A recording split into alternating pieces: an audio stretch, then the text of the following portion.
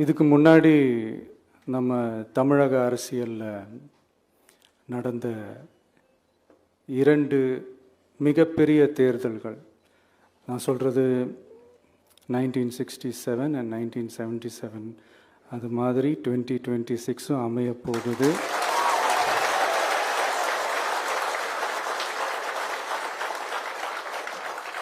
அப்படின்றத நம்ம ரொம்ப உறுதியாக இருக்கிறோம். முதலேருந்து அதை நம்ம சொல்லிக்கிட்டு இருக்கிறோம்.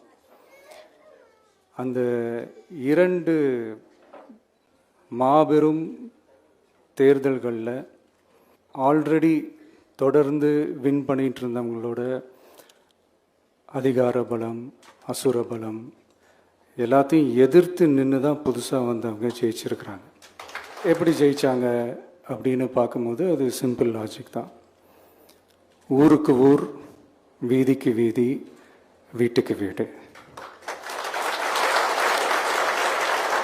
அப்படின்னு போய் எல்லா மக்களையும் சந்திச்சிருக்கிறாங்க.